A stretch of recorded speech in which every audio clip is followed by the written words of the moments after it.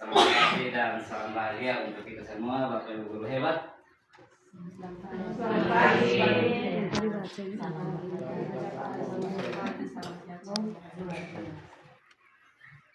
Baik, di sini yang pertama saya mau maaf doang karena saya harus mengumpulkan kembali Bapak Ibu guru di sini. Padahal banyak kegiatan yang Ibu mau lanjutkan.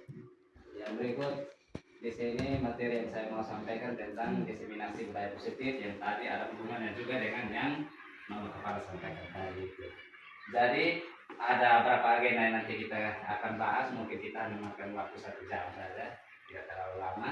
Agenda yang pertama kita mulai pembukaan, tujuan, disiplin positif dan nilai kebajikan universal, teori motivasi, hukuman dan penghargaan, restitusi, keyakinan kelas, kebutuhan dasar manusia dan dunia berkualitas, restitusi, 5 posisi kontrol, restitusi, segitiga restitusi, dan refleksi. Itu agenda kita. Tujuannya peserta dapat memahami konsep budaya positif yang di dalamnya terdapat konsep perubahan paradigma, stimulus, respon, dan teori kontrol, 3 teori motivasi perilaku manusia, motivasi internal dan eksternal, keyakinan kelas, hukuman dan penghargaan, 5 kebutuhan dasar manusia, 5 posisi kontrol guru, dan segitiga restitusi.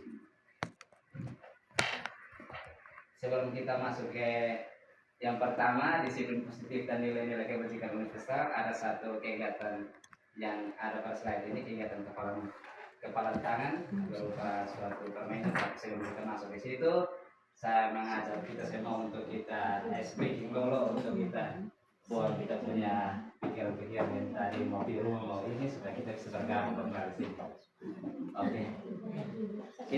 Saya undang untuk teman-teman berdiri. Kita agak gerak sedikit, walaupun tadi sudah kita gerak lagi sedikit. Bluetooth, waiting for connect. Mungkin agak atur tempat. Ice breakingnya hanya panjang dan pendek. Goyang tapi panjang dan pendek. Bluetooth, waiting, Bluetooth connected.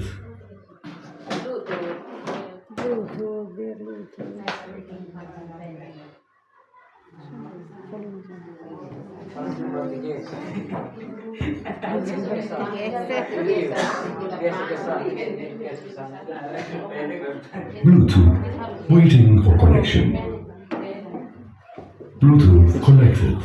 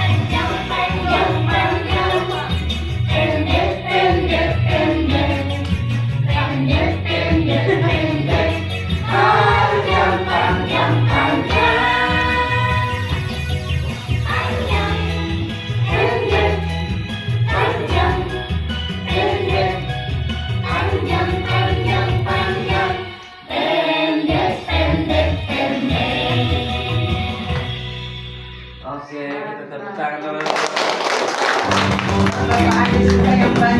Dia sepanjang pendek.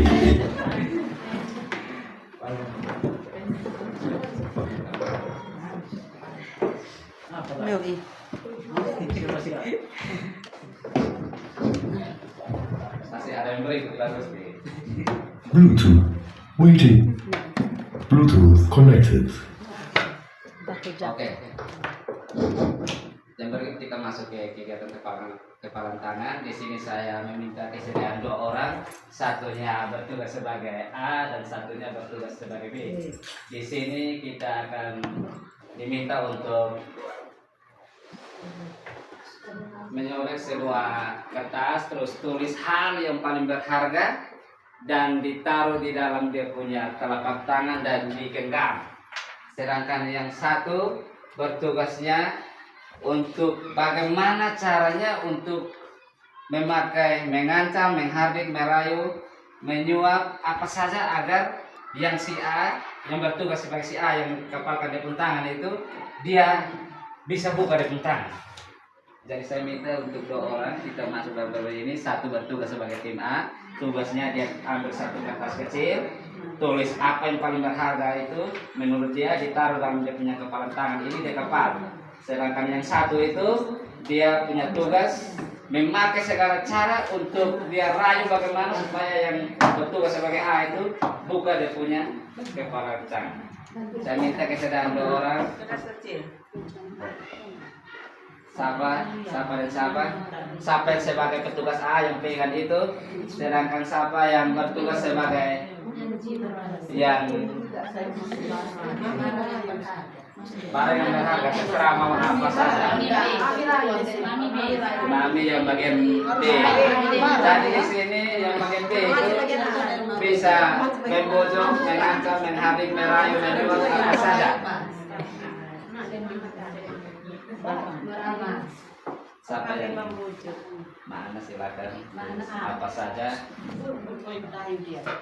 Dan teman-teman yang lain berharga yang paling berharga menurut Mbak Ana ditulis di dalam situ, dan Ibu Hermi bertugas sebagai petugas yang merayu, membujuk, bahkan sampai marah. Silakan kita teman yang lain, kita diminta untuk menyimak apa yang mereka 2 praktekkan. Habis itu kita menjawab pertanyaan. Oke.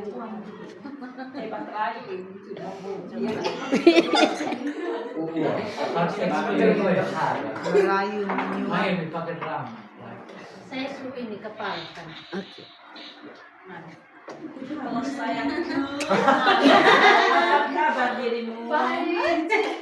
Bolehkah saya melihat sesuatu yang ada di genggamanmu? Oh no. So sweet. Bukalah tanganmu, cintaku. No. Ayo, please. Wow, jarinya lentik. Mudah lagi. Bisakah dirimu membukakan tanganmu untukku? Oh no. Saya tidak mau. Iya, lebay deh. Jarinya, tidak boleh warna apa? Aduh, coba buka. Jari yang lain, jarinya masih tertutup. Oh tidak, aku membutuhkan tanganmu yang ini. Ayo, silakan dibuka. Aduh, jarinya kok yang jarinya di mana hilang? Masa ada 5 jari, kok yang hanya punya satu? Dengan aduh, tolong.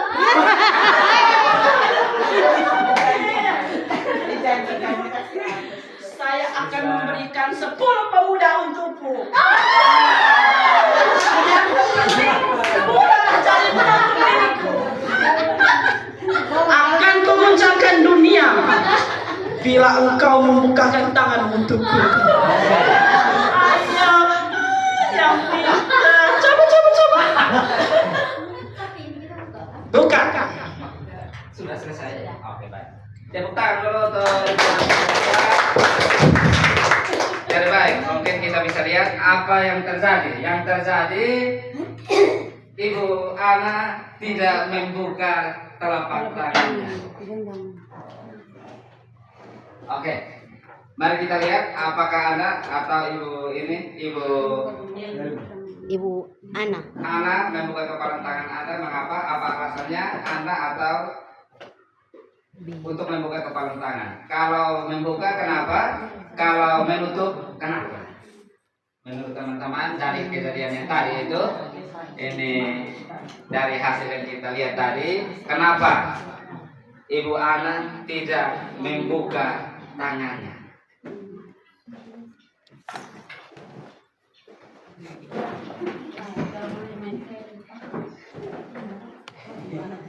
Tadi Ibu Ana menggunakan segala cara hanya untuk tidak ada halik, tidak ada marah. Sudah kasih janji-janji tapi tetap tidak, dan hasilnya Ibu Ana tidak membuka kepala tangannya. Mengapa Ibu Ana tidak membuka kepala tangannya? Berhubungan dengan yang tadi yang posisi kontrol itu. Itu mungkin. Ya, terima kasih. Kalau menurut saya ada ketertutupan sehingga tidak mau diajak berkomunikasi dalam suatu hal. Ya, terima kasih. Masih ada lagi? Masih ada lagi yang mau menyampaikan kenapa alasannya Ibu Ana tidak, atau mungkin dari Ibu Kesma? Kalau saya melihat apa yang dilakukan oleh si A tadi, bisa diberikan beberapa kemungkinan. Yang pertama, ada sesuatu hal yang sangat berharga yang mungkin dia tidak mau membagikannya atau memberitahukan kepada orang lain. Karena tidak semua itu harus diberitahukan, apalagi ada hal-hal yang bersifat misalnya sangat pribadi, privasi sekali, jadi dia tidak bisa membagikannya kepada orang lain. Dan bisa juga itu dia egois itu tidak mau berbagi. Ya, itu dua alasan yang mungkin saya berikan. Terima kasih. Kita tepuk tangan untuk baik. Mari kita lihat sama-sama. Ibu Ralo. Dalam kegiatan ini sesungguhnya siapa yang memegang kendali atau kontrol untuk membuka atau menutup kepala tangan? Si A. Si A. Entah dia buka atau dia tutup tadi, kita lihat hasilnya, Ibu Ralo. Ternyata kita sendiri yang memegang kontrol atas kepala tangan kita. Apakah kita membuka atau menutup kepala tangan kita, itu bergantung pada diri kita masing-masing, sesuai dengan kebutuhan dasar kita saat itu. Jadi tidak ada orang lain yang bisa mengontrol kita, hanya kita sendiri saja yang bisa mengontrol untuk buka. Kita buka pun itu karena kebutuhan dasar kita saat itu. Dari ini merupakan kesimpulan dari yang permainan tadi. Kita lanjut ke yang berikut. Psikiater dan pendidik Dr. William Glasser dalam kontrol teori yang kemudian hari berkembang dan dinamakan choice theory, meluruskan beberapa miskonsepsi tentang makna kontrol. Yang pertama, perubahan paradigma teori kontrol atau teori pilihan, ilusi kontrol, ilusi guru mengontrol murid. Pada dasarnya kita tidak dapat memaksa murid untuk membuat sesuatu jika murid tersebut memilih untuk tidak melakukannya. Walaupun tampaknya guru sedang mengontrol perilaku murid, hal demikian terjadi karena murid sedang mengizinkan dirinya dikontrol. Saat itu bentuk kontrol guru menjadi kebutuhan dasar yang dipilih murid tersebut. Teori kontrol menyatakan bahwa semua perilaku memiliki tujuan, bahkan terhadap perilaku yang tidak disukai. Itu ilusi yang pertama. Ilusi yang kedua, ilusi bahwa semua penguatan positif, efektif, dan bermanfaat.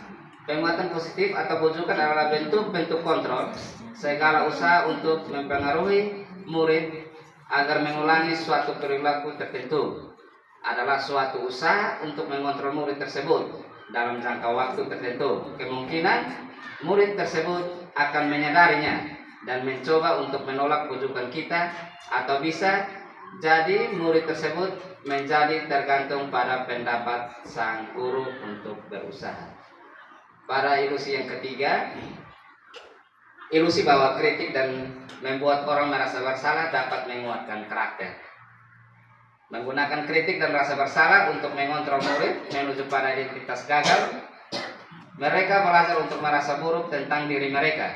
Mereka mengembangkan dialog diri yang negatif. Kadang-kala sulit bagi guru untuk mengidentifikasi bahwa mereka sedang melakukan perilaku ini, karena seringkali guru cukup menggunakan suara halus untuk menyampaikan pesan negatif. Pada ilusi yang keempat, ilusi bahwa orang dewasa memiliki hak untuk memaksa. Banyak orang dewasa yang percaya bahwa mereka memiliki tanggung jawab untuk membuat murid-murid berbuat hal-hal tertentu.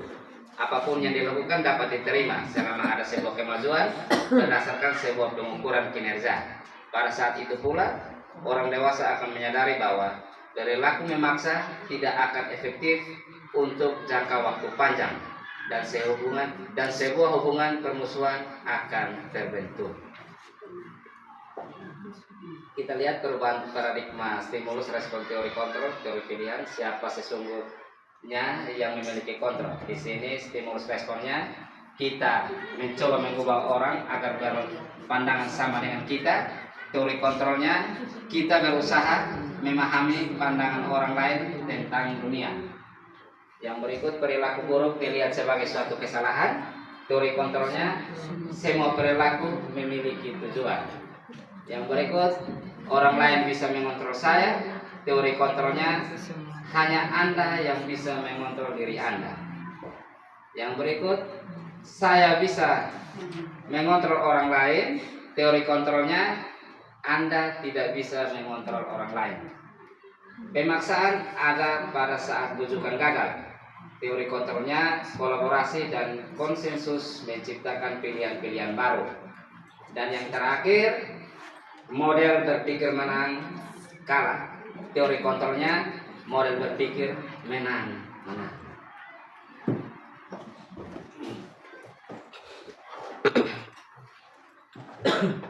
Disiplin positif, teori kontrol atau teori pilihan.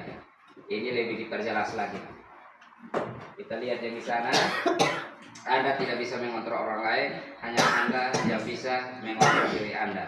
Makna disiplin, belajar kontrol diri dengan menggali potensi kita agar tercapai tujuan mulia, yaitu sesuatu menjadi seseorang yang kita inginkan berdasarkan nilai-nilai yang kita hargai. Semua perilaku memiliki tujuan, model berpikir menang-menang, kolaborasi dan konsensus menciptakan pilihan-pilihan baru. Yang berikut, realitas kebutuhan kita berbeda, kita berusaha memahami pandangan orang lain tentang dunia. Setiap orang memiliki gambaran berbeda. Ada teori motivasi, ada 5 posisi kontrol. Untuk menghindari hukuman, teori motivasinya untuk menghindari hukuman, untuk mendapatkan imbalan, untuk menghargai diri sendiri, terus nilai-nilai kebajikan universal, keyakinan kelas. 5 posisi kontrol: penghukum, pembuat rasa bersalah, teman, pemangkal, manajer, menuju ke segitiga restitusi, menstabilkan identitas, validasi kebutuhan, dan menanyakan keyakinan.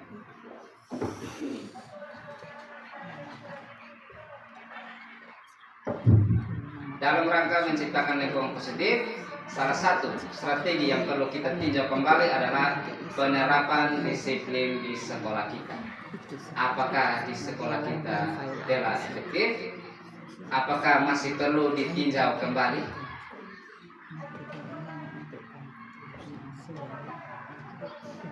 Apakah telah efektif, teman-teman? Apakah masih perlu untuk ditinjau kembali? Masih perlu ditinjau kembali.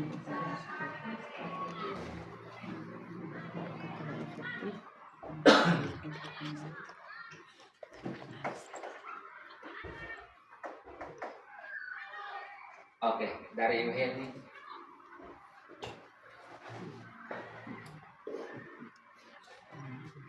Iya, terima kasih. Kalau ditanyakan apakah telah efektif,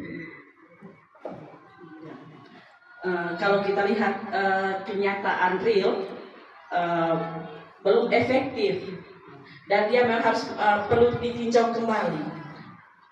Alasannya karena yang kalau misalnya dari apa yang disampaikan untuk menciptakan lingkungan positif dan strategi yang kita gunakan ini, penerapan disiplinnya, meskipun kita sudah menyampaikan untuk kita selalu bersikap disiplin dalam segala hal, mau waktu dan lain-lain, tetapi dalam kenyataannya memang belum disiplin. Masih banyak hal yang perlu dibenahi supaya kita wujudkan itu, kedisiplinan itu. Jadi jawabannya masih perlu ditinjau kembali. Terima kasih. Baik, terima kasih Mang Helmi. Ternyata jawabannya masih belum efektif dan perlu ditinjau kembali.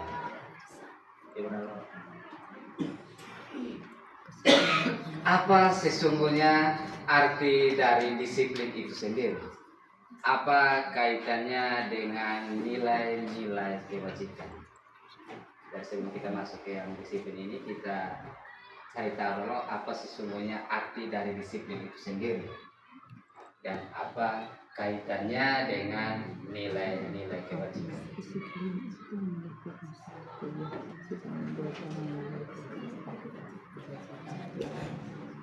Disiplin berasal dari bahasa Latin disciplina yang artinya pelajar.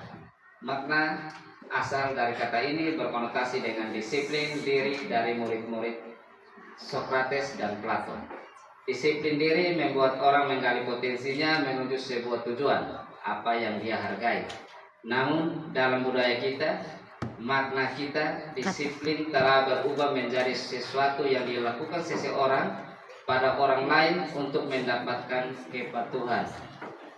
Kecenderungan umum adalah menghubungkan kata disiplin dengan ketidaknyamanan, bukan dengan apa yang kita hargai atau pencapaian suatu tujuan yang mulia. Ki Hajar Dewantara menyatakan bahwa untuk mencapai kemerdekaan atau dalam konteks pendidikan kita saat ini, untuk menciptakan murid yang merdeka, syarat utamanya adalah harus disiplin yang kuat. Disiplin yang dimaksud adalah disiplin diri yang memiliki motivasi internal. Kita masuk ke agenda yang berikut, teori motivasi, hukuman dan penghargaan, restitusi. Motivasi perilaku manusia. Mari kita tanyakan ke diri kita sendiri, bagaimana kita berperilaku. Mengapa kita melakukan segala sesuatu? Apakah kita melakukan sesuatu karena adanya dorongan dari lingkungan atau ada dorongan yang lain atau dari orang lain?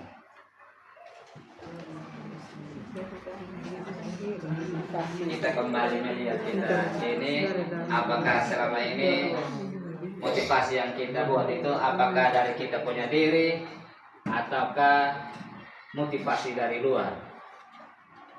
Karena motivasi dari luar itu hanya sebagai tambahan dalam hidup. Dua-duanya. Iya, motivasi.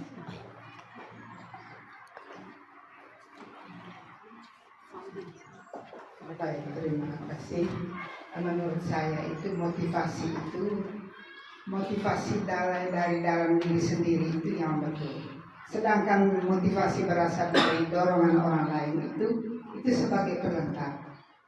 Sementara yang dari dalam diri sendiri yang betul-betul dia melakukan itu dengan sadar dan dengan atas kepercayaan dirinya dari sendiri-sendiri.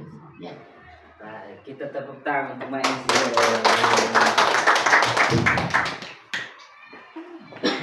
Jadi yang disampaikan oleh Mak Ensi bahwa motivasi dari dalam diri itu yang paling baik, sedangkan dari luar itu hanya sebagai pelengkap.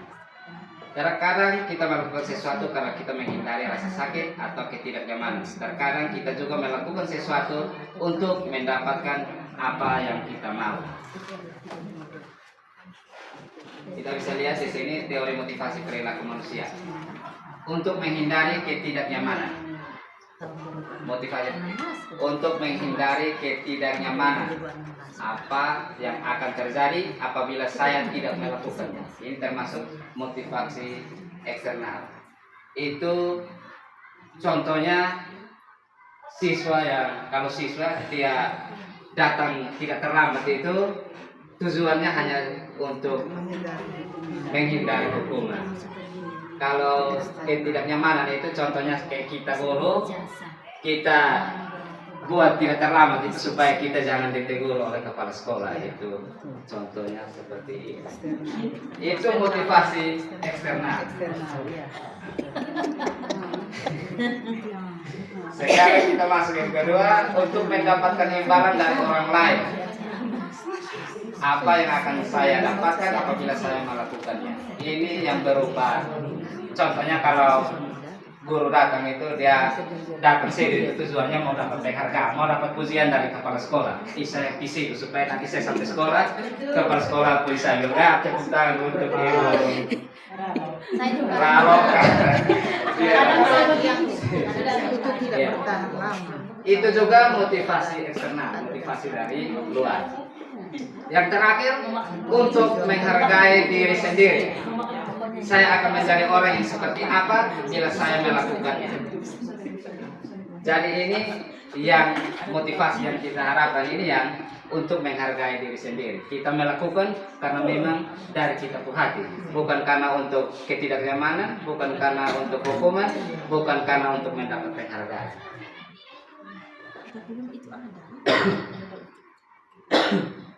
Menurut Ki Hajar Dewantara, merdeka. Merdeka itu artinya tidak hanya terlepas dari perintah, akan tetapi juga cakap buat memerintah diri sendiri. Ya. Oke, yang berikut saya minta teman-teman kita perhatikan satu kasus di bawah ini.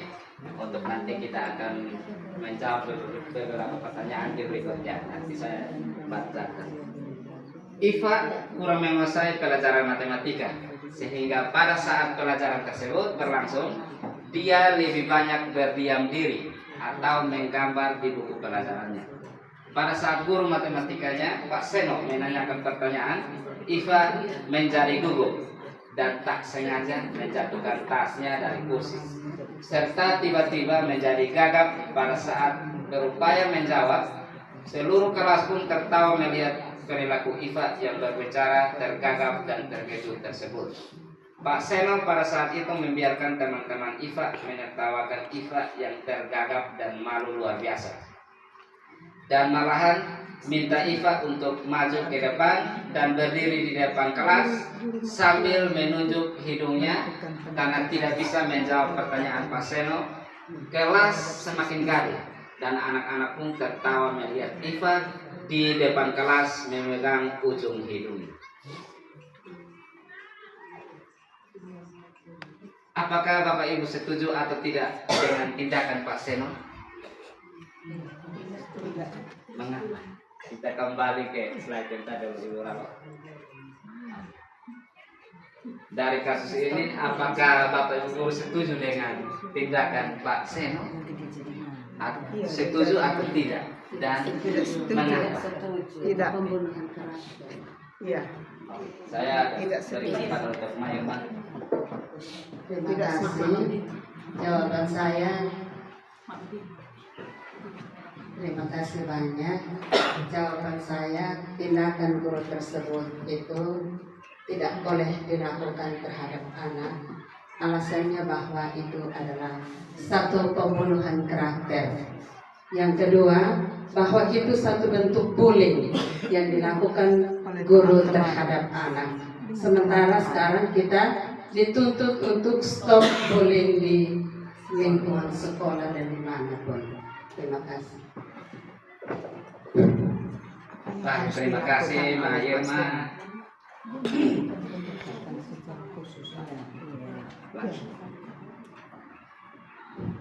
Dalam menjalankan peraturan atau keyakinan kelas, sekolah bila mana ada suatu pelanggaran, tentunya suatu harus terjadi. Untuk itu kita perlu meninjau ulang tindakan penegakan peraturan atau keyakinan kelas atau sekolah kita Selama ini. Tindakan guru. Ini kita sudah masuk tentang hukuman dan konsekuensi.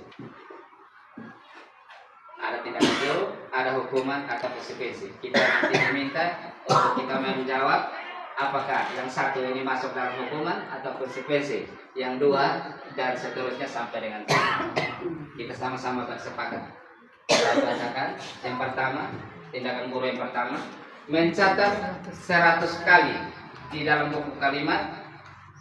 buku kalimat, saya tidak akan terlambat lagi karena terlambat ke sekolah. Itu termasuk hukuman atau konsekuensi. Hukuman. Oke, kita sepakat itu termasuk hukuman. Oke, berarti yang pertama kita sepakat itu termasuk hukuman. Kita yang kedua, lari mengelilingi lapangan basket 2 kali karena terlambat hadir ke sekolah. Itu termasuk hukuman atau konsekuensi? Hukuman. Kita yang ketiga, pertama hukuman, yang kedua hukuman. Yang ketiga, murid diminta untuk push up 15 kali karena tidak menggunakan masker ke sekolah. Hukuman setiga. Yang keempat, menggantikan kertas tugas teman yang telah dicoret-coret. Konsekuensi. Kelima, membersihkan tumpahan air di meja tulis karena tersenggol pada saat belajar. Konsekuensi. Yang keenam, murid disuruh untuk tidak mengenakan sepatu seharian di sekolah karena tidak mengenakan sepatu hitam.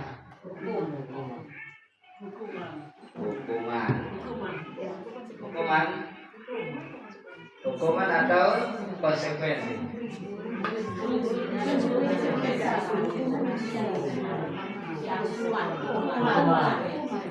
Oke. 1 sampai 3 hukuman, 4, 5 konsekuensi, yang 6 hukuman. Oke, sepakat hukuman ya? Oke, yang terakhir, lari mengelilingi lapangan basket 2 kali karena terlambat 10 menit untuk pelajaran. Hukuman. Berarti 1, 2, 3. Hukuman 4, 5. Konsekuensi 6, 7 hukuman. Oke, mari kita lihat sama-sama jawabannya seperti apa. Nomor 1 hukuman, nomor 2 hukuman, nomor 3 hukuman, nomor 4 konsekuensi, nomor 5 konsekuensi, nomor 6 hukuman, nomor 7 konsekuensi. Kita salah di yang mana? Nomor 7. Karena mungkin sebelumnya sudah ada kesepakatan dulu. Oke, baik. Sekarang kita berdasarkan bagan, maka kita bisa menyimpulkan bahwa hukuman bersifat tidak terencana atau tiba-tiba. Anak atau murid tidak tahu apa yang akan terjadi dan tidak dilibatkan. Hukuman bersifat satu arah dari pihak guru yang memberikan, dan murid hanya menerima suatu hukuman tanpa melalui suatu kesepakatan atau pengarahan dari pihak guru, baik sebelum atau sesudahnya. Hukuman yang diberikan bisa berupa fisik maupun psikis. Murid atau anak disakiti oleh suatu perbuatan atau kata-kata. Itu hukuman. Sekarang kita lihat yang konsekuensi. Disiplin dalam bentuk konsekuensi sudah terencana atau sudah disepakati, sudah dibahas dan disetujui oleh murid dan guru. Umumnya bentuk-bentuk konsekuensi dibuat oleh pihak guru atau sekolah, dan murid sudah mengetahui sebelumnya konsekuensi yang akan diterima bila ada pelanggaran pada konsekuensi. Pada konsekuensi, murid tetap dibuat tidak nyaman untuk jangka waktu pendek. Konsekuensi biasanya diberi berdasarkan suatu data yang umumnya dapat diukur. Misalnya, setelah 3 kali tugasnya tidak diselesaikan pada batas waktu yang diberikan, atau murid melakukan kegiatan di luar kegiatan pembelajaran. Misalnya mengobrol, maka murid tersebut akan kehilangan waktu bermain dan harus menyelesaikan tugas karena ketertinggalannya. Peraturan dan konsekuensi yang mengikat ini sudah diketahui sebelumnya oleh murid. Sikap guru di sini senantiasa memonitor murid.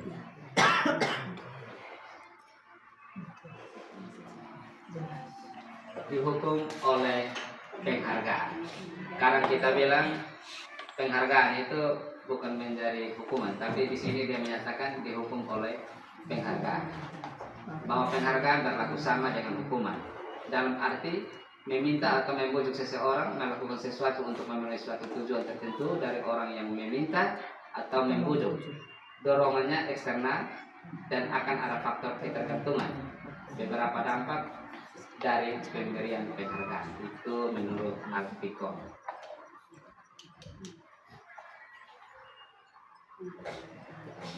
Ada pengaruh jangka pendek dan jangka panjang.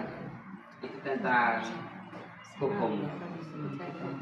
Yang berikut penghargaan hukum, penghargaan mengurangi ketepatan, penghargaan tentang penghargaan. Penghargaan mengurangi ketepatan, penghargaan tidak efektif, penghargaan merusak hubungan.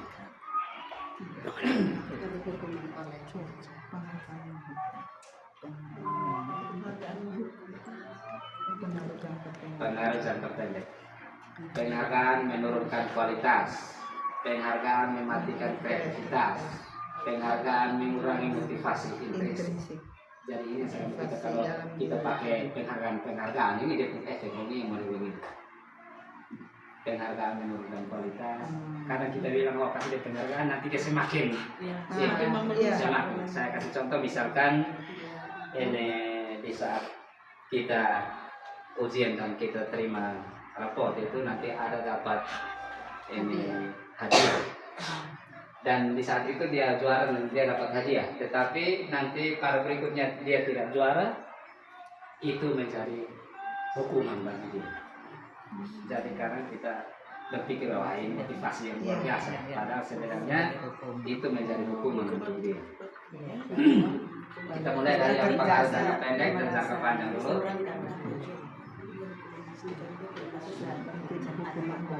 Penghargaan efektif jika kita menginginkan seseorang melakukan sesuatu yang kita inginkan dalam jangka waktu pendek.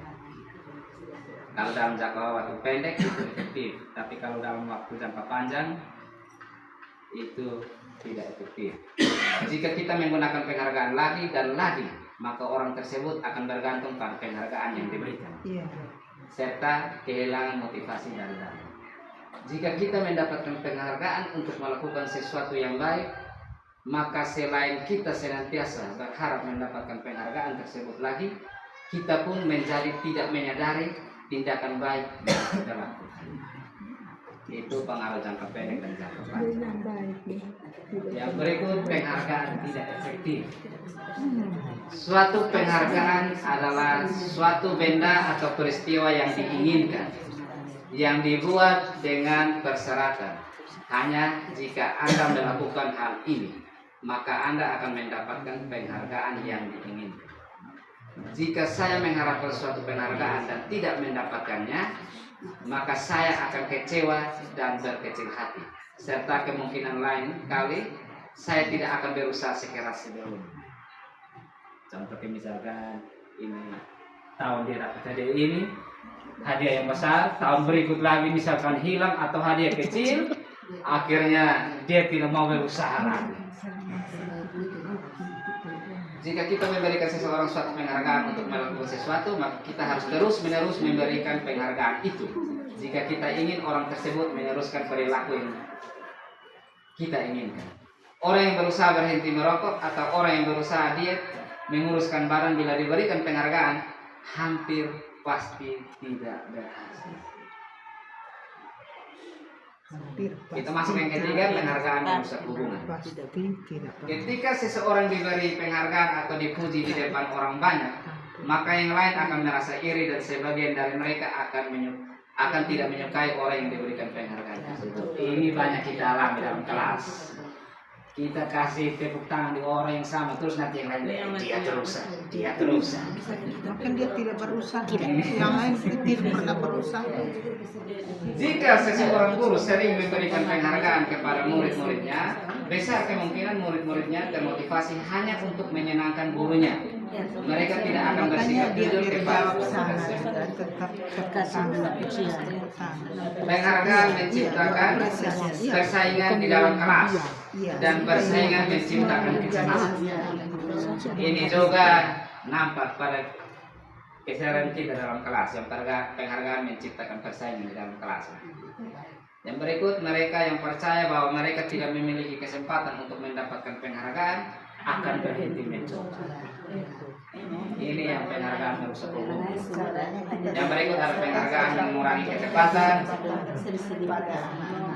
penghargaan mematikan kreativitas, penghargaan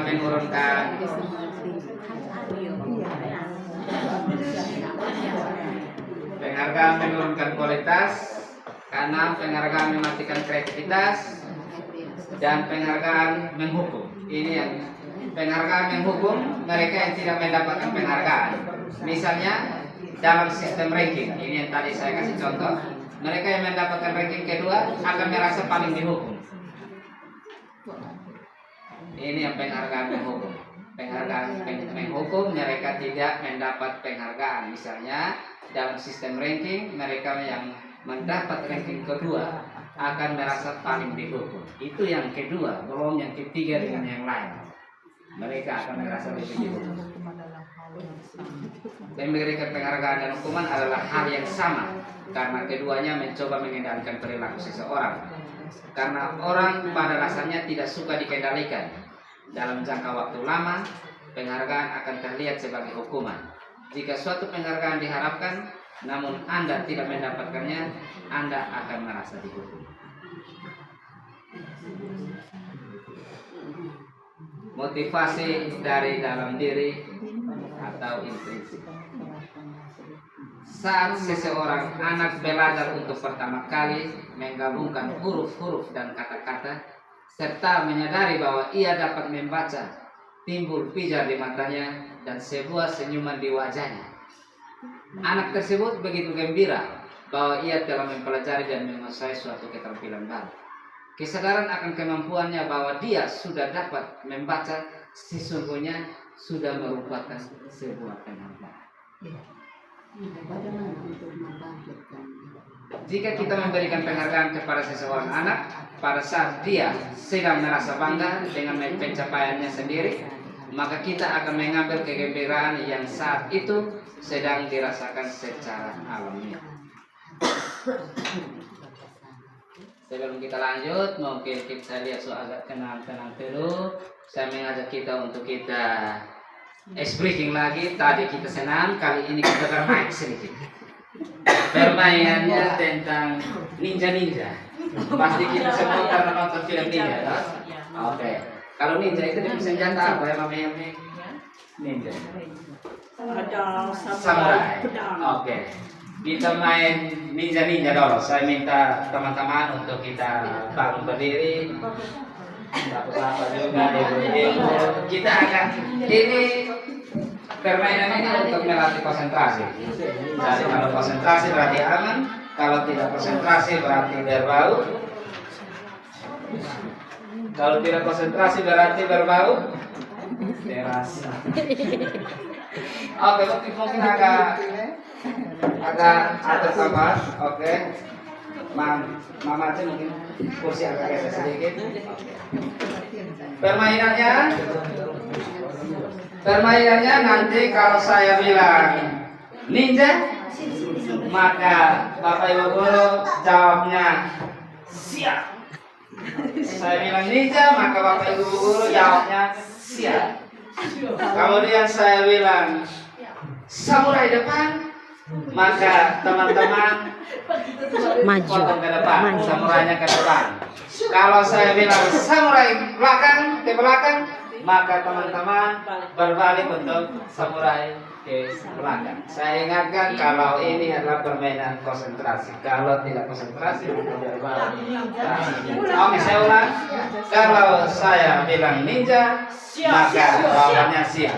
Ninja samurai ke depan, maka ke depan. Samurai ke belakang, maka balik ke belakang. Ingat konsentrasi.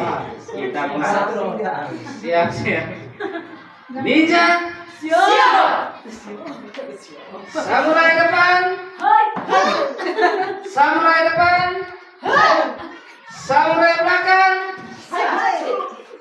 Samurai depan. Ternyata ternyata Ulang. banyak yang salah, kurang konsentrasi. Ingat, Konsentrasi. samurai depan dan samurai belakang. Sekali lagi toh. Oke, konsentrasi. Ninja siap. Samurai depan. Samurai belakang. Samurai depan.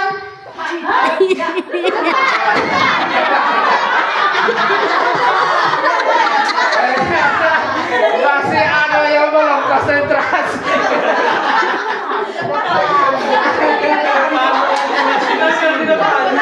Oke, yang terakhir, konsentrasi lagi. Siap. Ninja. Siap. Samurai belakang. Samurai belakang.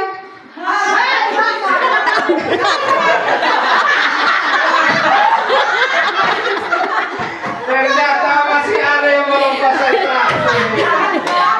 Oke, kita cukupkan, kita boleh ambil tempat kembali. Tadi kan saya sudah bilang kalau kita konsentrasi, jadi kalau samurai depan berarti ini depan, samurai belakang berarti ini ke belakang. Kalau depan lagi berarti depan lagi. Belakang berarti masih sama. Gitu ya. Akhirnya ada yang bermanfaat. Oke, teman-teman, untuk speakingnya kita kembali ke depan, kita masuk ke agenda yang berikut tentang restitusi. Restitusi adalah proses menciptakan kondisi bagi murid untuk memperbaiki kesalahan mereka, sehingga mereka bisa kembali pada kelompok mereka dengan karakter yang lebih kuat. Itu menurut Gosen. Restitusi juga merupakan proses kolaboratif yang mengajarkan murid untuk mencari solusi untuk masalah mereka dan membantu murid berpikir tentang orang seperti apa yang mereka inginkan dan bagaimana mereka harus memperlakukan orang lain. Di sini ada 9 ciri restitusi. Ciri yang pertama, bukan untuk menebus kesalahan, namun untuk belajar dari kesalahan. Yang kedua, memperbaiki hubungan. Yang ketiga, tawaran bukan paksaan. Yang keempat, restitusi menentukan untuk melihat ke dalam diri. Yang berikut, restitusi mencari kebutuhan dasar yang mendasari tindakan. Yang berikut, restitusi diri adalah cara yang paling baik. Yang berikut, restitusi fokus pada karakter bukan tindakan. Restitusi fokus pada solusi. Dan yang terakhir, restitusi mengembalikan murid yang berbuat salah pada kelompoknya. Ini adalah 9 ciri dari restitusi. Keyakinan kelas. Di sini ada yang sudah buat keyakinan kelas, ada yang belum, tapi di sini saya mau menyampaikan cara-cara untuk membuat keyakinan kelas. Cara yang pertama, mempersilakan warga sekolah atau murid di kelas untuk bercurahkan pendapat tentang peraturan yang perlu disepakati di sekolah atau kelas. Itu kita mengajak mereka untuk mereka yang menyampaikan aturan apa yang mereka mau. Mereka kumpulkan memang mereka punya itu. Yang kedua, mencatat semua masukan para murid atau warga sekolah di papan tulis atau di kertas besar, di mana semua anggota kelas atau warga sekolah bisa melihat hasil curah pendapat. Yang ketiga, susunlah keyakinan kelas sesuai prosedur pembentukan keyakinan sekolah atau kelas. Gantilah kalimat-kalimat dalam bentuk negatif menjadi positif. Contohnya, kalimat negatif, jangan berlari di kelas atau koridor. Kalimat positifnya, berjalanlah di kelas atau koridor. Kebanyakan kita punya di kelas ini kan, di kelas ini kita menggunakan kalimat negatif. Yang keempat, tinjau kembali daftar curah pendapat yang sudah dicatat Anda mungkin akan mendapati bahwa pernyataan yang tertulis di sana masih banyak yang berupa peraturan-peraturan. Selanjutnya, ajak warga sekolah atau murid-murid untuk menemukan nilai kebajikan atau keyakinan yang dituju dari peraturan tersebut. Contohnya, berjalan di kelas, dengarkan guru, datanglah tepat waktu,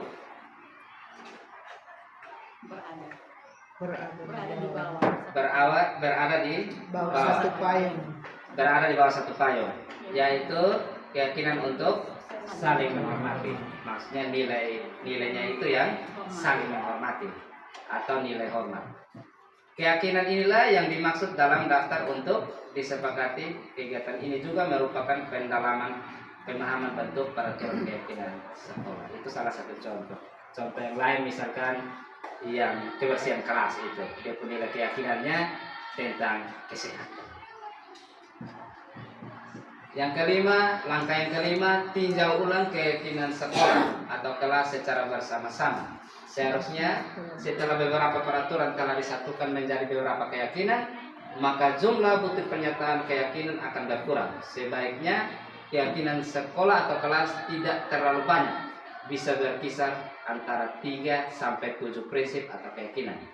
Bila mana terlalu banyak, maka warga kelas akan sulit mengingatnya dan akibatnya sulit untuk dijalankan. Jadi kita sedikit-sedikit dulu, jangan terlalu banyak. Terlalu banyak akhirnya bingung mau buat yang mana atau yang lupa. Yang keenam, setelah keyakinan sekolah atau kelas selesai dibuat, maka semua warga kelas dipersilakan meninjau ulang dan menyetujui dengan menandatangani keyakinan sekolah atau kelas tersebut, termasuk guru dan semua warga murid. Yang ketujuh, keyakinan sekolah atau kelas selanjutnya bisa diletakkan di dinding kelas di tempat yang mudah dilihat semua warga kelas. Jadi untuk keyakinan kelas ini dia tak semena-mena dapat merubah peraturan sekolah yang kita sebut itu.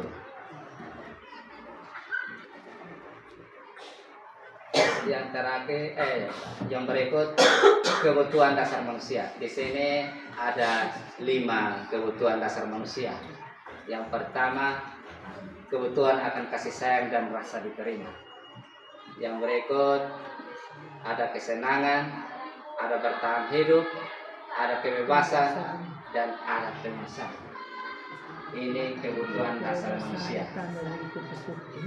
Mungkin kita bisa bertanya kepada kita sendiri sendiri, apakah dari 5 kebutuhan dasar manusia ini di saat kita belajar di dalam kelas itu murid-murid kita sudah dapat ini semua, bro?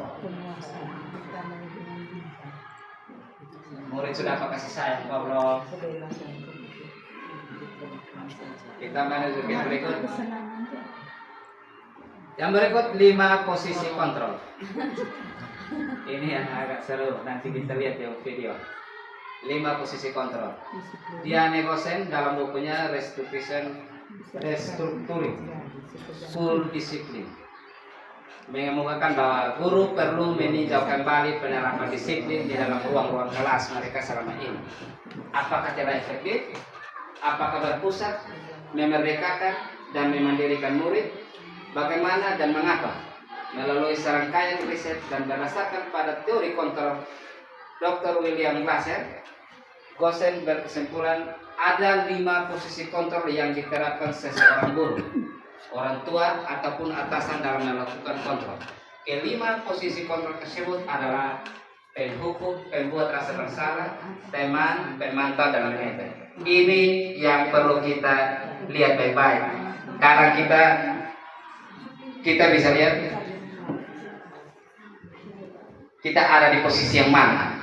Kita ada di posisi yang penghukum, pembuat rasa bersalah, sebagai teman, sebagai pemantau, atau sebagai manajer. Yang berikut saya minta kita menyaksikan video ini, di mana video ini ada menunjukkan 5 dari yang tadi itu.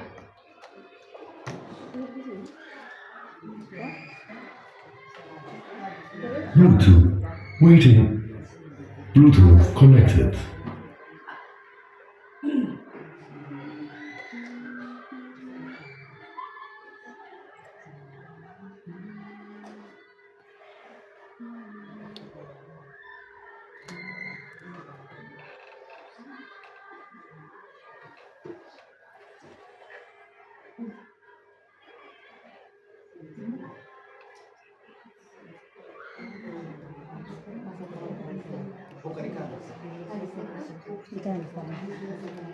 Mari.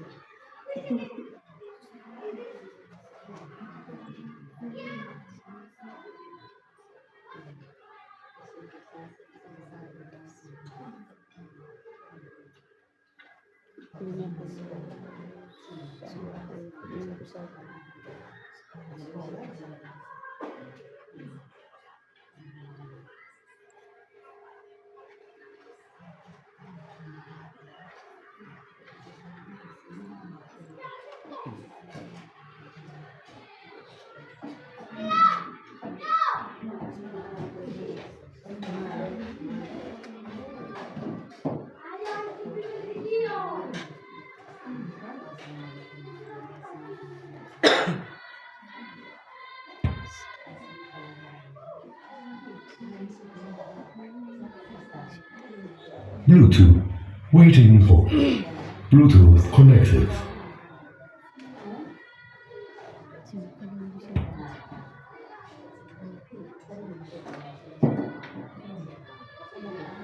Bluetooth. Waiting for. Bluetooth connected.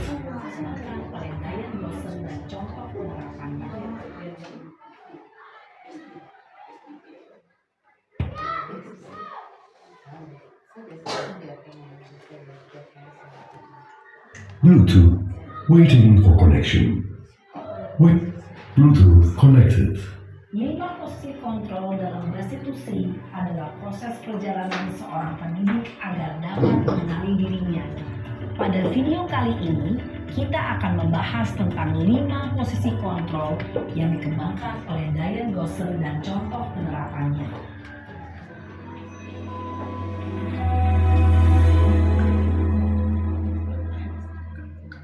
Lima posisi kontrol itu adalah 1. Posisi penghukum. 2.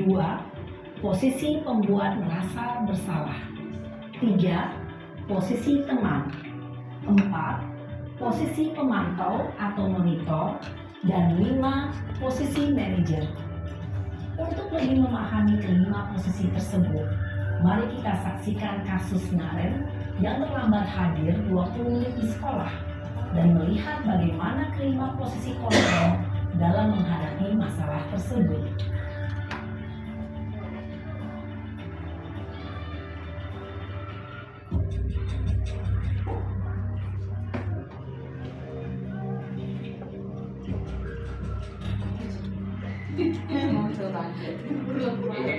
Kita tinggal lihat saja untuk kita lihat ini ada di sana posisi. Selalu terlambat. Kamu deh, pasti terlambat. Maaf Bu, saya Apa? Apa coba? Dia Alasan ngomong kamu ini apa sih. lagi? Kapan sih kamu tidak terlambat? Malas sekali ya kamu jadi anak. saya Dasar pemalas. Dia belum Kamu bicara. kok kapok sih kamu? Sudah berapa kali terlambat? Sana. Kali lapangan basket 2 kali. Ini kan lalu. lawan basket Bu. Dia sudah dua yang saya. Kamu teman ibu. Berani-beraninya jawab. Sudah terlambat. Masih Tidak berani. pernah Ibu Nona sih. Sekarang keliling lapangan basket 5 kali sekalian. Siapa itu? Pergi sana ke lapangan basket. Posisi penghukum biasanya berbicara dengan nada tinggi, menghardik, menunjuk-nunjuk, menyakiti, dan menyindir. Hukuman bisa berupa fisik maupun psikis. Ibu dan bapak guru hebat. Dampak yang terjadi pada murid ketika guru berada pada posisi penghukum adalah murid cenderung akan memberontak, bahkan menyimpan dendam. Dari guru siswa tidak masuk di kelas itu ya juga. Nah, itu referensi salah satu. Oh, itu kami. Ini kan buat rasa bersalah. Ini buat Ini federasi. yang kedua. Iya. Ini Yang buat rasa bersama. aduh, saya lagi. Pagi Bu. Naren. Kamu kenapa terlambat lagi, Nak? Ya Tuhan, Naren. Kamu senang ya bikin ibu susah ya? Ini Mbak Ensi, halus. Nanti ibu yang ditegur bapak kepala sekolah, Nak. Disangka ibu tidak bisa membina kamu. Duh, gimana ini? Maaf Bu.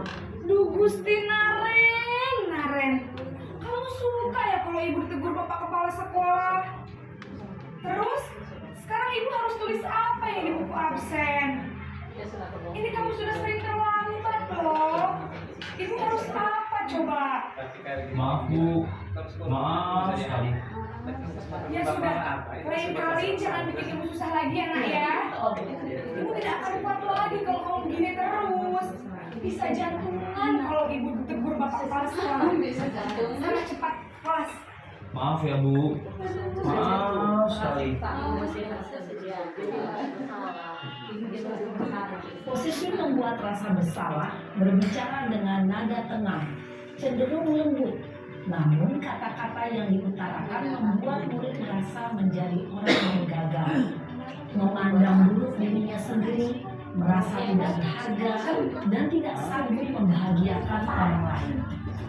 Ketika guru mengambil posisi pembuat rasa bersalah, murid akan menganggap dirinya yang bersalah dan ia akan menyimpan emosi negatif tersebut di dalam dirinya. Yang berikut posisi sebagai teman. Ini yang agak banyak. Orang yang sama ya. Orang yang sama tapi berbeda.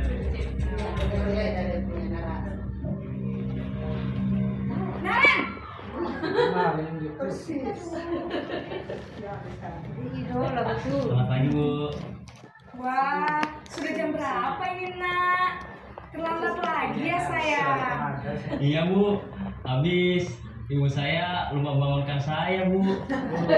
Kamu malah menyalahkan ibu kamu. Kamu bukannya anak yang larinya paling kencang.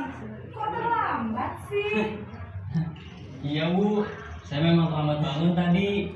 Jadi biarpun saya lari kencang, tetap gak kekejar Bu.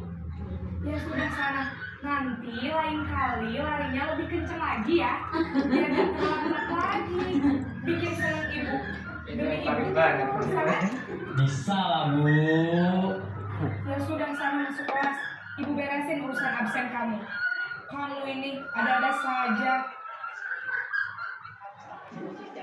Dalam posisi teman, guru berbicara dengan nada suara ramah, akrab, cenderung bersenda gurau untuk menjaga suasana tetap santai.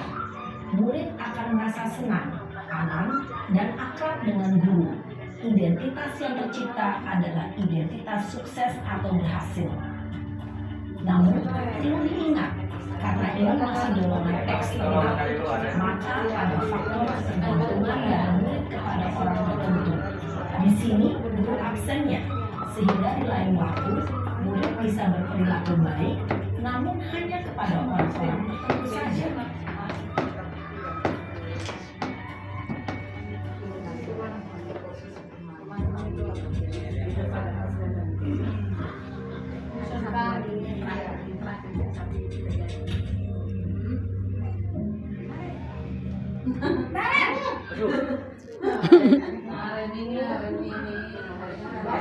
Selamat pagi Bu. Naren, apa peraturan sekolah kita tentang jam berapa kita harus masuk sekolah, nak? Kita harus di sekolah jam 7 Bu. Iya betul, sekarang sudah jam 7.20. Naren sudah tahu konsekuensinya jika terlambat hadir. Paham Bu. Saya harus tinggal kelas pas jam istirahat selama 20 menit. Iya benar, konsekuensinya demikian. Jadi nanti jam 9.30 pas istirahat, kamu harus tinggal di kelas, kerjakan tugas tambahan untuk ketertinggalan kamu, ya? Baik Bu. Posisi pemantau mengandalkan penghitungan atau data untuk mengontrol murid. Guru berdasarkan peraturan dan konsekuensi. Seorang pemantau menunjukkan bahasa tubuh dan ekspresi wajah yang datar dan cenderung formal.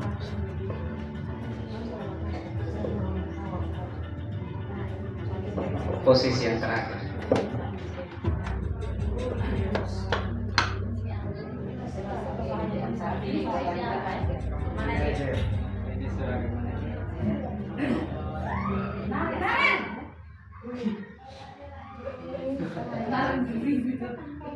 Selamat pagi, Bu. Selamat pagi, Naren. Maaf, Bu. Saya terlambat. Iya, sekolah masuknya jam 7, sekarang sudah jam 7.20. Jadi sekarang bagaimana ini, Naren? Maaf, Bu. Saya lupa setel alarm saya semalam.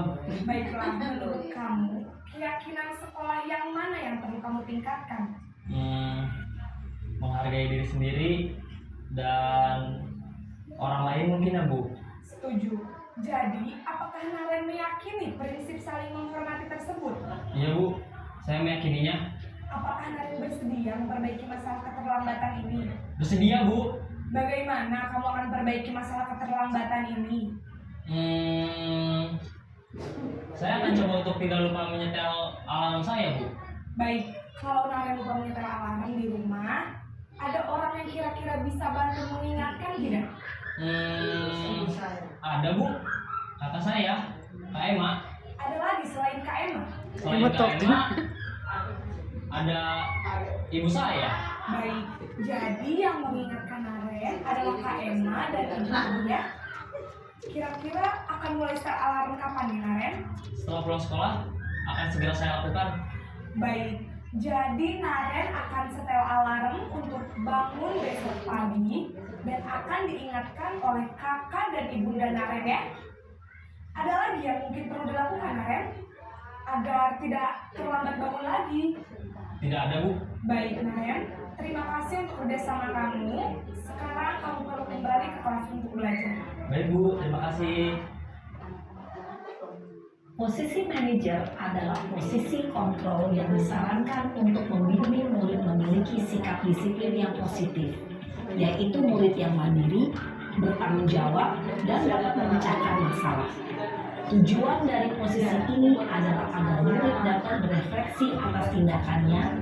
Guru akan lebih tulus memberikan pertanyaan-pertanyaan bermakna, sehingga membuat murid dapat belajar dari kesalahannya dan mencari sebuah solusi untuk menyelesaikannya.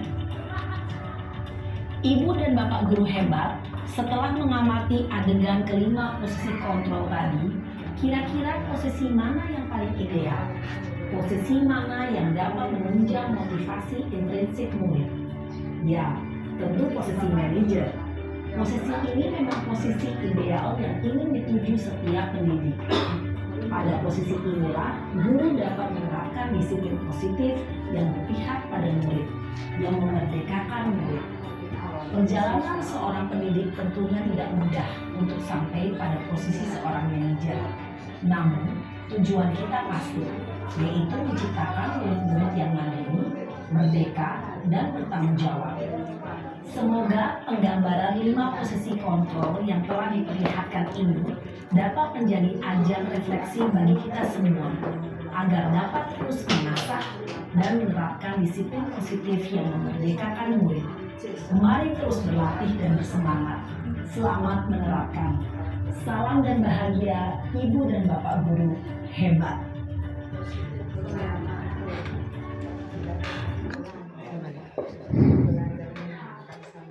Dari video yang tadi kita lihat, maka sekarang mari kita merefleksi untuk kita harus berada pada Bluetooth connected. manajer. Dari sekarang mulai besok, dari sekarang mulai dia, supaya Gusti mulai masuk di posisi manajer, kok belum? Jangan sampai dia masih masuk di penghukum. Oke. Di sini kita bisa lihat kembali pakan yang ada di sini. 5 posisi kontrol, ada penghukum, ada pembuat rasa bersalah, teman, pemantau, manajer. Refleksi. Kita berada pada posisi kontrol yang mana dan posisi kontrol mana yang perlu kita lakukan.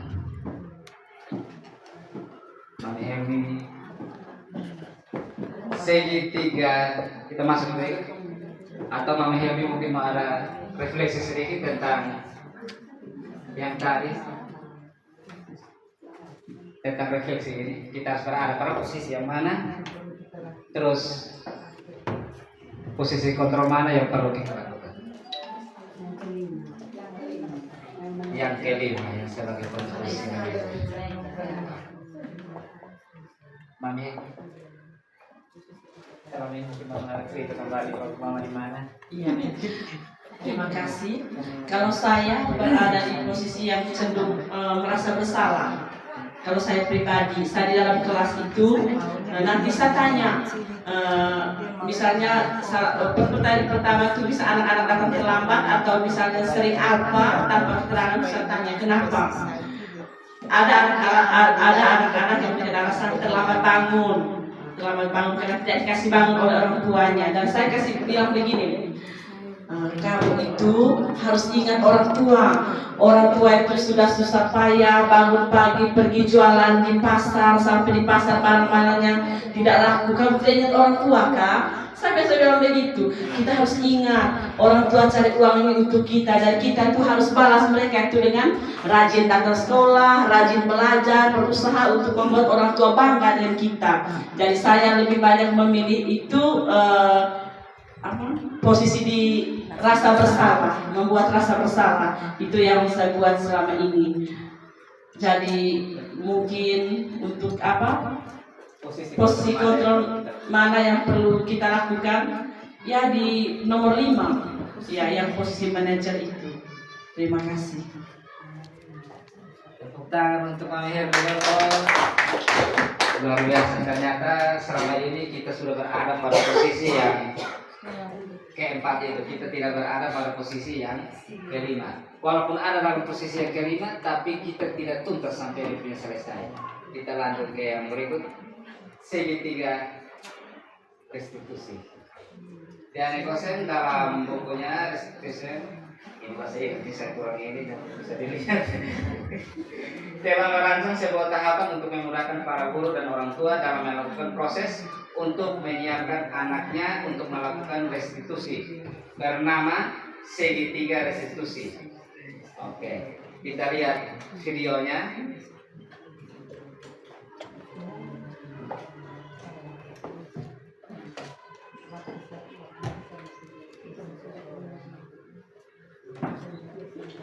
Bluetooth. Waiting for connection. Bluetooth connected.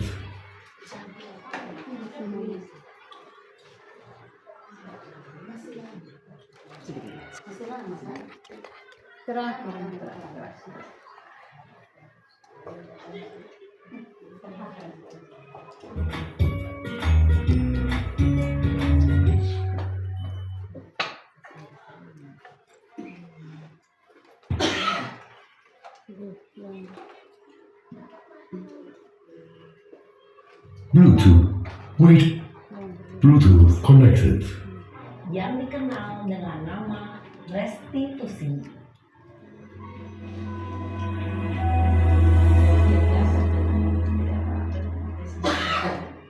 Restitusi dikembangkan oleh pakar pendidikan Diane Blaser, berlandaskan pada teori kontrol Dr. William Blaser.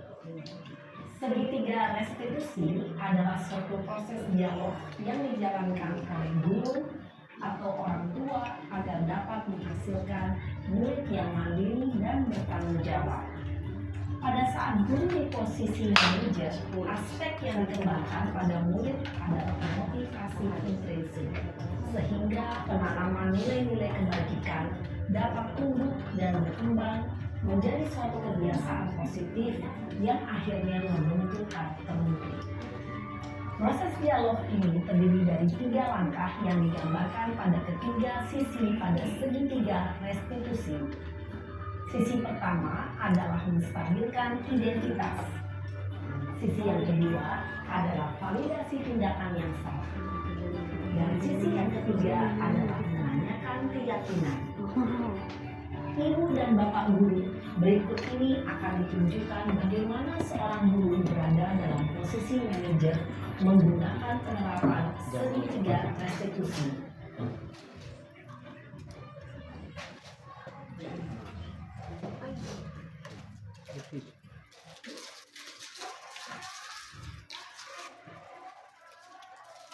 Siang Sarah.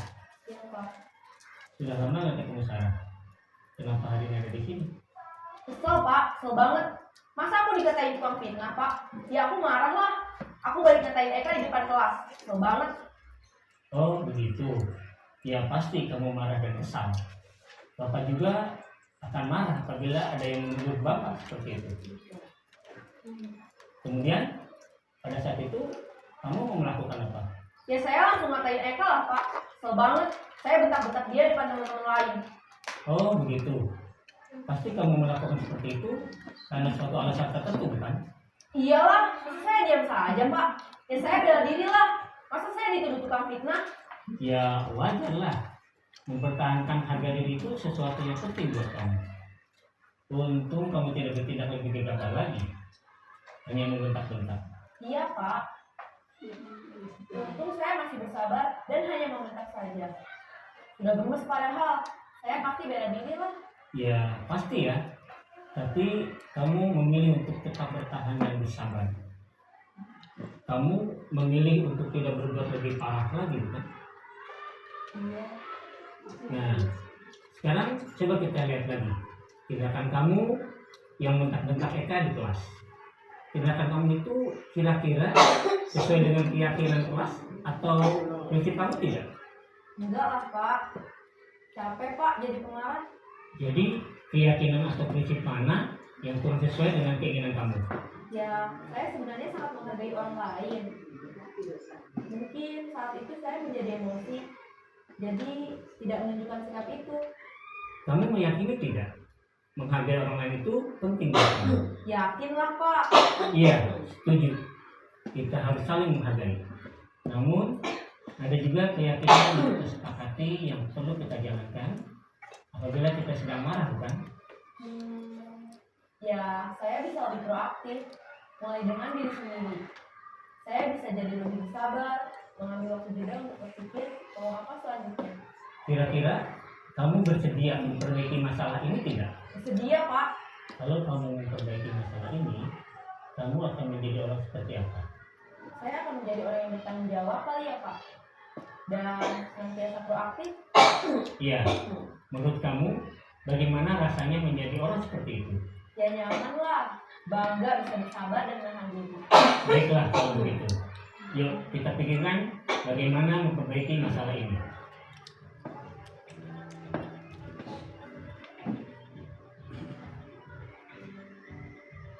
Ibu dan Bapak guru hebat, baru saja kita menyaksikan contoh bagaimana seorang guru berada dalam posisi manajer menggunakan penerapan segitiga restitusi. Mari kita bahas satu persatu. Pada sisi pertama, menstabilkan identitas berdasarkan pada prinsip bahwa membuat kesalahan adalah bagian dari proses pembelajaran.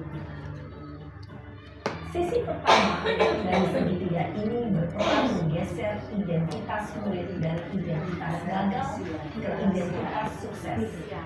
Murid yang sedang bertingkah laku yang tidak pantas atau menarik diri saat itu sedang mengalami identitas gagal. Bila kita mengerti ini, maka posisinya tidak akan berbeda. Kita bisa mengajukan pernyataan ini. 1. Membuat kesalahan sesuatu yang wajar. 2. Manusia tidak ada yang sempurna. 3. Kita bisa memperbaiki masalah ini. 4. Saya tidak menanyakan kesalahannya. Saya lebih fokus bagaimana memperbaiki masalah ini. 5. Apakah saat ini kamu telah menjadi orang yang baik untuk dirimu sendiri? Pada sisi kedua, validasi tindakan yang salah berlandaskan pada prinsip bahwa setiap perilaku berupaya memenuhi suatu kebutuhan tertentu. Guru yang telah memahami teori kontrol akan bergeser dari pemikiran stimulus respon menjadi proaktif dan mencoba untuk mengenali tujuan dari perilaku murid. Mengenali dan mengakui kebutuhan murid ini dapat memperbaiki hubungan dengan murid tersebut. Pernyataan Pernyataan atau pertanyaan bisa disampaikan dengan nada suara tidak menghakimi atau memojokkan, sehingga dapat mengembalikan diri pada posisi positif. 1. Kamu bisa saja bertindak lebih gegabah lagi dari ini. 2. Kamu bukan melakukannya tanpa suatu alasan tertentu. 3. Kamu melakukannya karena mempertahankan sesuatu yang penting bagimu. 4. Mungkin kamu bisa mempelajari suatu perilaku baru yang lebih efektif. Bersediakah kamu mempelajarinya? Selanjutnya, kita akan simak sisi terakhir, yaitu menanyakan keyakinan. Teori kontrol menyatakan bahwa pada dasarnya kita termotivasi secara intrinsik. Pada saat perilaku yang salah telah divalidasi dan identitas sukses telah stabil, maka murid telah siap menaikkan keyakinan-keyakinannya dengan tindakannya yang salah, dan pemikirannya telah bergeser ingin menjadi orang yang dituju. Pertanyaan-pertanyaan ini dapat menaikkan keyakinan-keyakinan yang dianut murid. 1. Sebagai keluarga atau kelas, apa yang kita yakini? 2. Nilai-nilai apa yang telah kita sepakati? 3. Seperti apa gambaran sebuah kelas yang ideal bagi kami? 4. Kamu ingin menjadi orang seperti apa?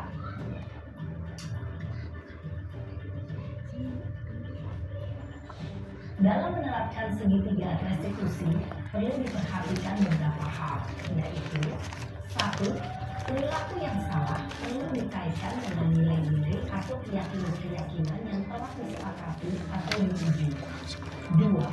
Kesediaan orang yang melakukan kesalahan untuk memperbaiki masalah. 3. Pemecahan masalah sebisa mungkin relevan atau memiliki hubungan dengan masalah yang ada. 4. Usaha. Dengan adanya suatu usaha perbaikan dari pihak yang berbuat kesalahan. 5. Waktu. Perlu didedikasikan waktu dari pihak yang berbuat kesalahan. Tanyakan kapan akan mulai diberlakukan usaha untuk memperbaiki masalah. Dengan memahami struktur penerapan segitiga restitusi, diharapkan guru dapat menerapkan posisinya sebagai manajer dengan mengajukan pertanyaan-pertanyaan bermakna yang dapat membuat murid menjadi lebih percaya diri, bertanggung jawab, dan mandiri. Nah, Ibu Bapak Guru, perlu tidaknya mengikuti ketiga tahapan dalam segitiga restitusi bergantung pada ringan beratnya suatu permasalahan. Misalnya, bila permasalahan tersebut ringan, maka tidak perlu dijalankan secara berurutan. Bahkan bisa semudah menanyakan apa keyakinan yang kita sepakati. Dengan menjalankan segitiga restitusi, dengan mengajukan pertanyaan-pertanyaan bermakna, diharapkan murid menjadi lebih kuat secara pribadi, dapat membuka wawasan murid agar dapat menyelesaikan permasalahannya sendiri, semakin percaya diri, mandiri, dan merdeka. Salam dan bahagia, Ibu Bapak Guru hebat.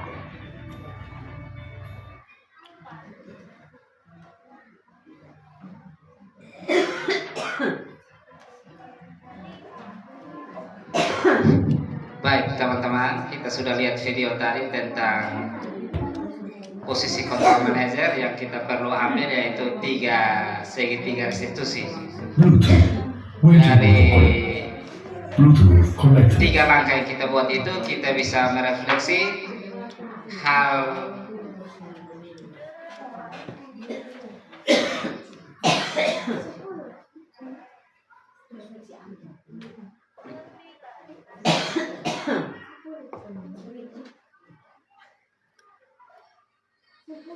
akhir kata. Saya mau mengatakan bahwa guru adalah seorang pejuang tulus tanpa tanda jasa mencerdaskan bangsa. Teruslah bergerak dan berkarya. Sekian dan terima kasih. Pagi kali ini untuk kita refleksi sedikit, nanti dituliskan pada kertas yang saya pagi kali ini.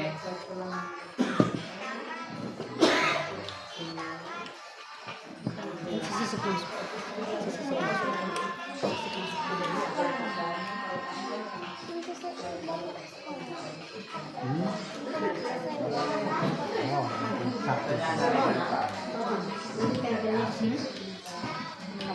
deh.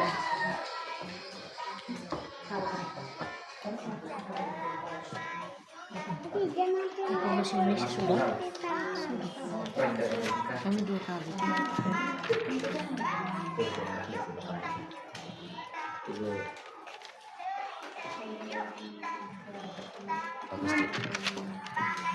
Tulisnya.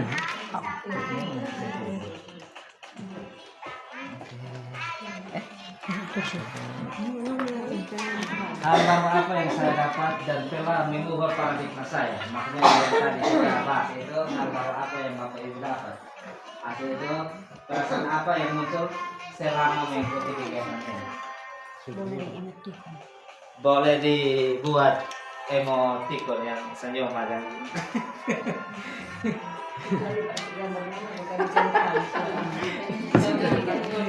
Gambar juga nih. Tulis. Relatif berikut ini baru 20. Iya, maksudnya lain kali nggak boleh supaya kita tinggal ini.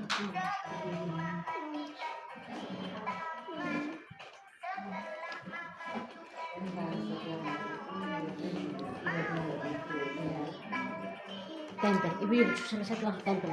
Yang selesai boleh maju dan tempel di depan. Jangan lupa tulis nama.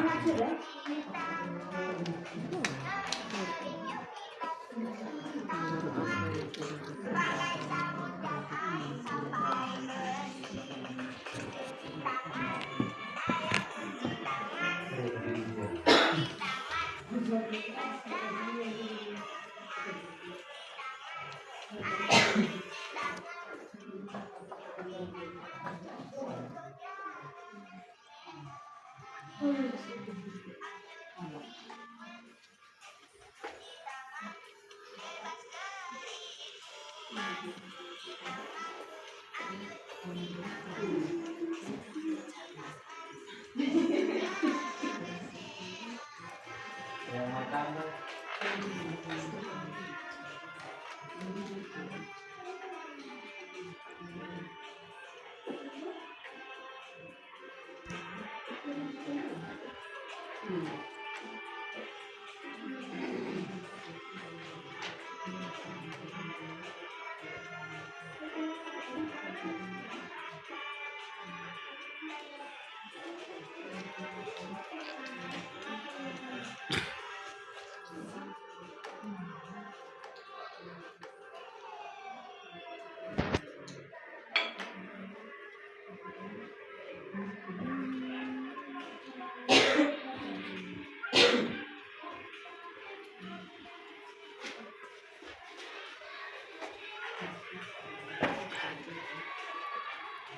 Yang sudah boleh maju, tempel di depan.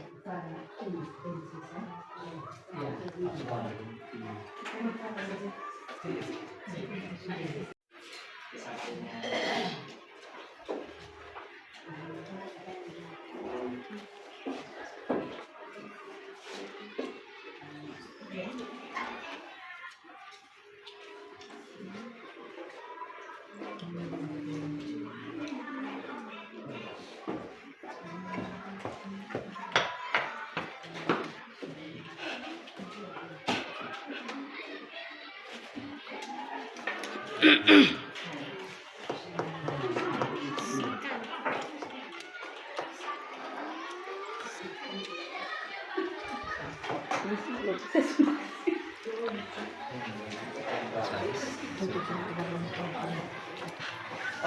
dengan refleksi maka berakhir sudah kegiatan hari ini.